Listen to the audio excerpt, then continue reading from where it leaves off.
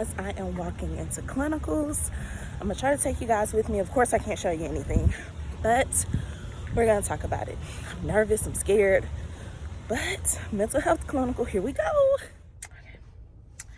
Hey guys, so I'm in my car trying to keep my emotions together, but yeah, I made it through my first day of mental health clinicals. It was very, very hard. Just seeing the patients there reminded me of when I was in a mental health hospital several years ago. I cannot even talk because emotionally, I'm just all over the place. I'm at a loss of words, y'all. I really am trying to keep myself together. But this clinical was really, really, really hard for me, and I got through it. I'm thankful for that, but I am not looking forward to coming back. I am not looking forward to finishing this clinical. I just want to be done with this class, done with this clinical, and not have to experience this again. The unit itself was, it was pretty decent. We did have a few patients where we had to call security and give them an injection, and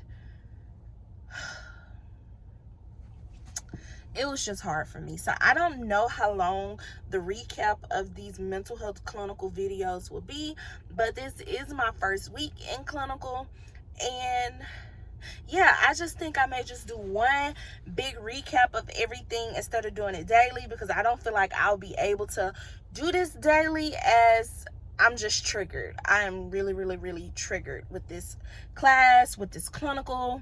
I know it's a part of my education, but I just want it to end. So I'm gonna get off now, and I'm gonna do something to help me to digress and get my emotions together. And yeah, so yeah, I'll see y'all like in the next clip or something. Hey bye. Welcome back to the Crystalina Perspective. I don't even know why I'm giving y'all the intro, because you done seen me 2 clips ago. But I wanted to come and kind of talk a little bit about my mental health clinical. Yeah, let's just talk about it. So guys, as you can see from the clips, I am not a fan of this mental health course. I am not a fan of the mental health clinical. I'm just really ready to be done with this. Just being honest, just being clear, I am over this class. So far I have done 2 mental health clinicals.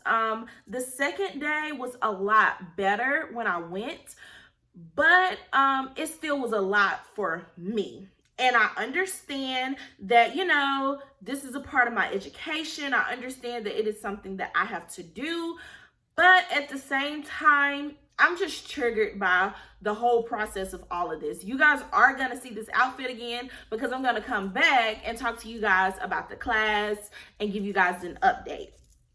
So with the clinicals, we have to do 65 hours. Some of the class is not going to clinical. Some of those people are doing virtual clinicals. And then you have some people like myself, we're doing in-person clinicals. And so it's just one of those things where you like it or you don't, just being quite frank. This class, I don't like the clinical. I know I've said that a whole bunch of times already, but I just don't like it, you guys. I just don't. I don't like it. So with the clinical, like I stated, you have to do 65 hours.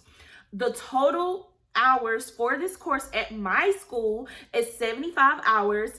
We get about 10 of those hours from we had to do like an anxiety type discussion thing. We also had to we also have to do some ATI things, which also counts for clinical hours.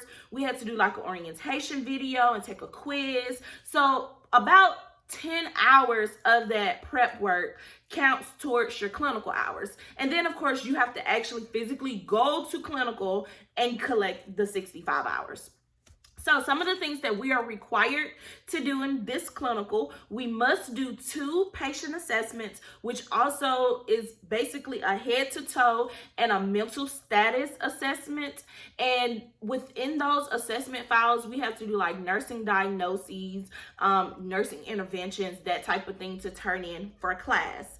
We also, in addition to those 2 patient assessments, we also have to do we have to lead a group. So on the mental health unit, and I'll go into like my day at the unit, I'll go into that next, but on the unit, that there are several different groups that the nurse can lead. So like coping skills and like education type of groups the nurse can lead.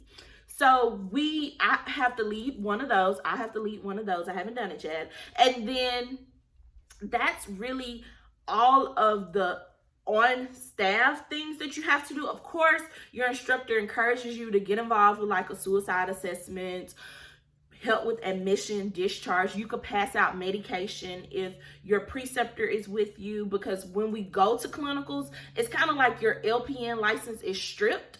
So basically you just work under the RN, who is your preceptor's license type deal. So yeah, like I was saying, you basically have to do those required things in clinical. And then outside of clinical, you do have to attend 3 post conferences. There's 1 each month. So we have our first post conference coming up on Monday, September 28th. And then we have the next one, October 26th, which is my birthday. And then we have another one. I cannot place the date on when that one is, but it's in November. And you have to attend those post conferences because they are a part of the whole clinical process. You get to talk to your peers via Blackboard Collaborate about your experience and that type of thing. I actually like the post conferences. I did it last semester in my L&D and PEDS clinical, and it was cool, like getting to hear about everybody's else experience. And then we have to do like a drug paper. So it's like a 2-page paper. Our instructor assigned us a drug. I have something. I just went blank and cannot remember. I'll like drop it down here. But I was assigned, I want to say it's an antipsychotic. I think I was assigned. You're assigned the class of drugs, and you basically have this criteria of things that you have to talk about, and you have to present it in a post conference. So yeah, I have to present mine in the October post conference. So yeah, and you have to turn that paper in before you can present it. So that's like all of the heavy work that you have to do for the course, which is not a lot of things. I'll be honest, it's not a lot of things. It's just that this clinical for me, one, it could be that I absolutely do not want to work in mental health. I do not mind being an advocate for mental health. I do not mind educating, as in telling my personal experience with mental health. I don't even mind leading a support group, to be honest. But I personally don't want to work on the mental health unit. Aside, how can I say this? Aside from advocating for the patients, I don't particularly want to just do that form of work. And I'll tell you like why as I go through the breakdown of the day. So when I was in clinicals, the first day, it was on a Saturday. Real chill. You kind of don't do a whole lot, except for every hour you have to go monitor, check to see where the patient is at. And I'm not saying that the mental health psych nurses don't do anything. I'm not saying that. I'm saying it's not like it's not skill heavy, if that makes sense. It's more critical thinking and therapeutic care than anything. So that Saturday, things were chill. There were no admissions, no discharges, not any physicians visiting the floor, which is per usual of most facilities on the weekend. The patients come up, they get a cup, they put their water in the cup, they get their medications handed to them, you watch them take it, That's it. There was not any group on that Saturday that I went, which sometimes happens because group does not always happen on the weekends. So basically the patients were just like walking the halls in their rooms. A lot of them were asleep. So that first day, it was just like, but the part that triggered me was when the patients began to get very violent, because when they do get violent, unfortunately, you do try to talk them down, you try to redirect them, but that doesn't always work. So then the next thing comes into play, which is one of the restraints. So you either mechanically restrain them, which is tying them to a bed or something. You either chemically restrain them, which is giving them Ativan, or, you do kind of both, which is a physical restraint where you're having staff members to hold the patient while you administer a chemical restraint, which is what happened to 2 patients the first day I was there. And I just had triggers. They just triggered me because I actually saw that happen to quite a few of the people that I was in the hospital with when I was back in the mental health hospital back in 2016. I actually saw that happen to quite a few people on the unit. I saw people get stuck into seclusion. I myself had to go on the Ativan when I was in the unit. So major trigger alert for me.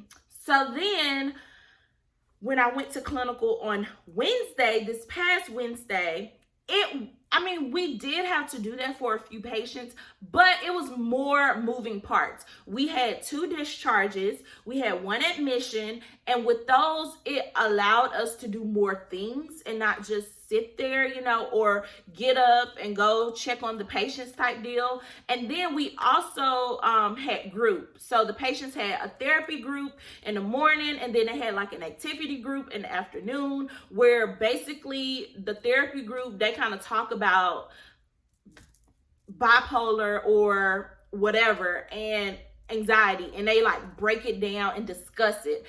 And then in the activity group, they learn how to do coping skills type of things, like they get to make stuff, they get to do music therapy, those type of things to help them cope with some of the things. The discharges were awesome. Like we had to go in the safe, get patients like cell phone, wallets, that type of deal. We had to get their belongings, account for everything that was there, have them to change, go over all their discharge instructions with them and their medication. And then we had to like walk them out to the front of the hospital. Or if they left by hospital personnel, that hospital personnel then walked them out, and we had to watch them off the unit. And then the admission was really interesting because we had to go get the patient out of the ED. We had to search him. We had to take his vital signs, go through all of his medications. We had to do a head-to-toe assessment, which typically in the mental health field, from what I have learned, they don't really have stethoscopes because it's a hazard. And after I thought about it, I was like, it is, because a patient can take it and choke themselves, or they could choke the nurse.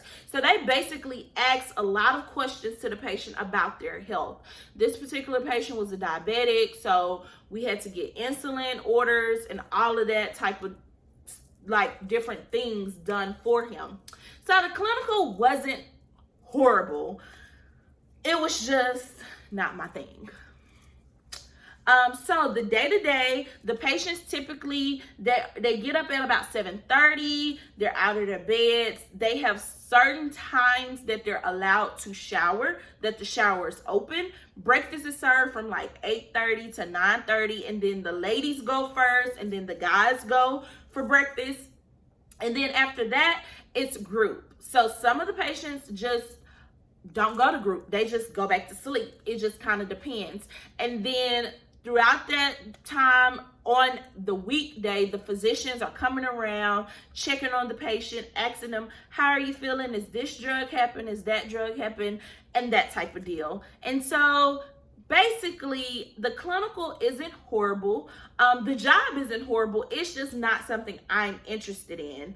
I understand the need for mental health, and I respect that need, but I do not want to work in that field. And I'm quite sure you guys get it. When it's an area you don't want to work in, sometimes you're not hyper vigilant about every single thing. I'm just honestly learning as much as I can to be successful on NCLEX as well as to be successful in my course. I hope that don't sound harsh, but I'm being honest. This is not an area that I aspire to be in. Of course, I'm still doing the extra mile, asking the nurses, do you need help? Do I need to do something? There's not much I can do because I cannot be by myself in this clinical, one, because of the population I'm working with, and then two, because mental health is one of those things that you have to be very cautious and cognizant about what you're doing. So that's that. The clinicals will not change. It's not like I'll be getting kind of like in peds and OB, how you get new medical disorders associated with what's going on with that population.